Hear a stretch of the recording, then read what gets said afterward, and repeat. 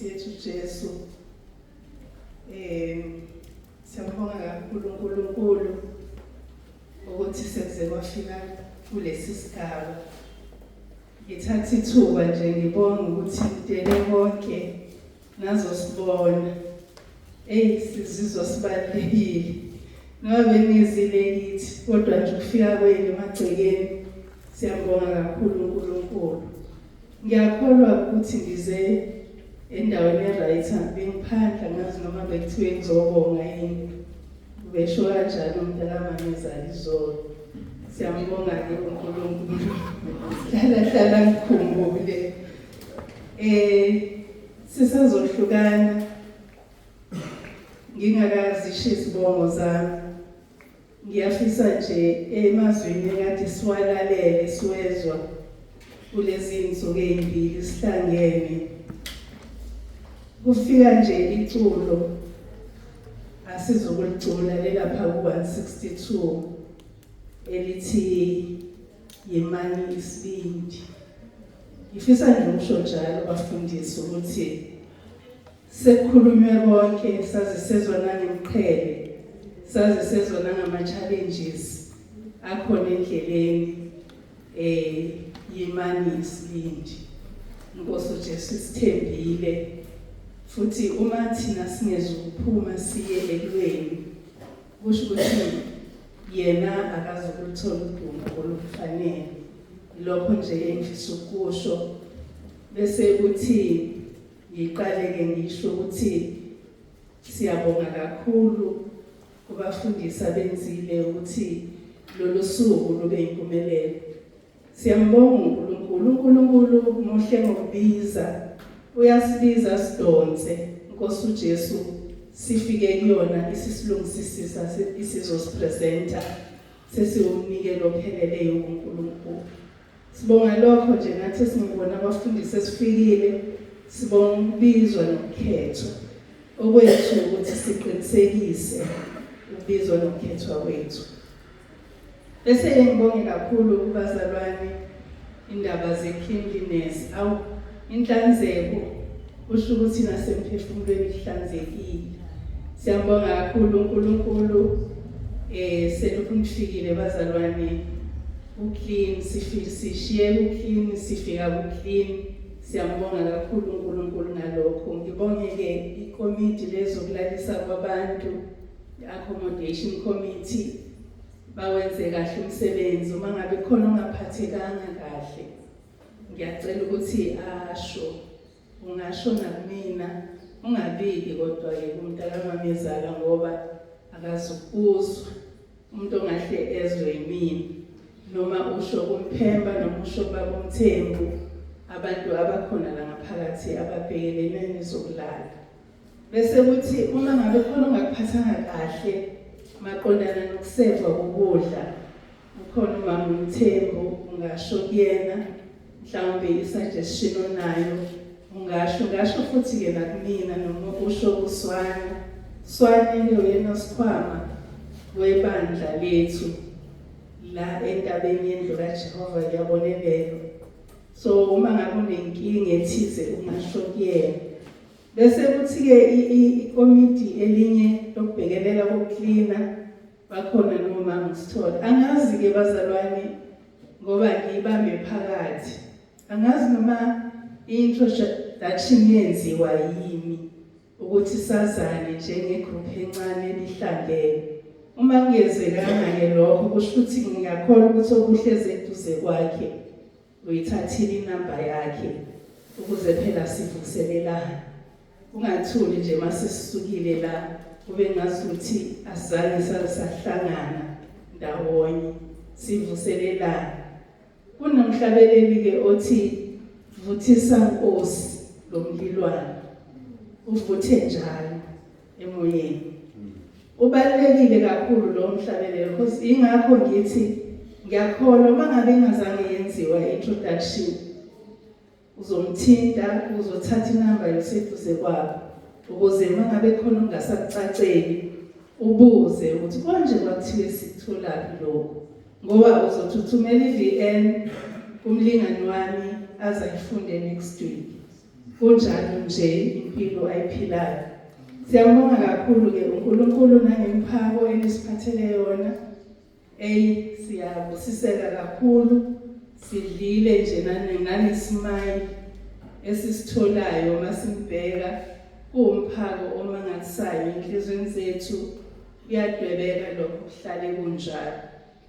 Ngiyafisa-ke bazalwane ukuxolisa uma ngabe khona la kungahambanga kahle khona, ngisithethelele kakhulu ngokuzayo ngeke kuze kube njalo. Ngiyakholwa ukuthi sengisho konke. Ukusuka lapha-ke umama uThembu uthe ucele ngisho ukuthi sizophuma nje umuntu athathe i-takeaway bese sengangena ey'motweni khululeke. Bese kuthi labo abasafuna ukuhlala nathi bahlale bangene bahlale phansi. Sihlale nje sesenoze nihambe next week. Babujali vele nje sekuwuLwesine. SekuwuLwesine sajaheni vele uhlale nje kube umsombuluko. Umsombuluko. Sike sinibone bazalwane. Angithi nithe sifuna sakha amadokodo babudala. Ake sihlale nje. Ngesibona ukuthi kuzoba njani. Sihlale nje siqhubekeni. Ngoba vele sekuyi-weekend seduze. Yilokho-ke bazalwane ama-takeaway alapha ngaphandle. Bese ngiyacela futhi kakhulu kumenyezelwe isimemo somshado la phambili ukuthi ubaba uMnikade umbuka kahle. So ngiyacela bazalwane uma uzokuya noma unesifiso sokuya emshadweni usheshe ubazise. Ngiyakholwa ukuthi ikhadi lizongena ekhaya lezwi.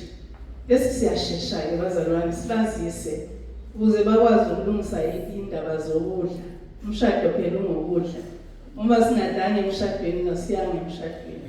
So uma ngabe singasashongo nge-time ukudla kuzophela sekuzofika la kuwena bese uthi basinqishile ukudla. Ngiyacela kakhulu siyihloniphe leyo nto. Bese ngiyacela futhi kwaMnikade lisheshe lisifakele i-location. Please ukuze sikwazi ukuhlela abakude babone ukuthi ngizophumelela noma angizophumelela. Bese-ke bazalwane masikhipha intombazana thiwa senze njani ngesizulu siyacinelisa ngesizulu. So ama-gift-ke siwalindele bazalwane noma ngabe kuthiwa nje angeke nje kuze ngidlale ngapho i-gift nje noma ngabe uzuka noma ngabe isibeletho manje kusuke enhlizweni emhlophe. Lokho nje bazalwane siyeni-ke sonke emshadweni sibonile ukuthi abanye bethu abawazi umshado onjengalo bazobe beyoqala. So yibakhona kuzoba mnandi. Ngiyamema-ke namanje. Bese-ke sengicela-ke ukuthi-ke sikhuleke-ke manje sibonga ukudla sikhuleke indlela. Ngiyacela sikhuleke.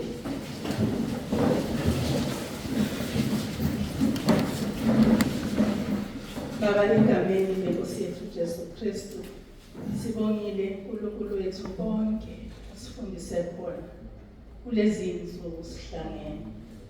Siyacela Nkosi uthe maye khona oswele ukuhlakanipha akakucele. Nkosi siyacela usiphe ukuhlakanipha ukuba sesidlile sikwazi ukukhipha okungamathambo, sikwazi ukucapha umkantsha, sithole ngokujula nangokuhlakanipha osabele khona. Siyacela-ke Nkosi ukuthi lo mlilo ophembekile namhlanje uvuthe njalo, usiqinise, usikhuthaze, sime sineqiniso lokuthi sihamba ngendlela efaneleyo nezimvu zakho ziholwa ngendlela efaneleyo. Usisize-ke Nkosi kakhulu singabi ngabalusi abayigqubayo izimvu, kodwa sibe yilabo abahamba phambili ukuze sibukele kithi bese zenza njengalokho senza. Sisize-ke Nkosi siyosizwa nguwe kuphela. Ukuhlakanipha, ukufunda, ukwazi ngeke kuze kusebenzele. Sesiyacela-ke Nkosi namanje sesiphuma uhambe nabantwana bakho ngamunye ephikelele lapho Nkosi umbeke khona. Baba uthonzeni inkasimulo yakho ayibangami bantwana bakho bathembeke babesabe njengoba ngoswele ngumhawu bazi ukuthi okuncane ukubaphambanisa nawe kuletha isijeziso esikhulu kakhulu.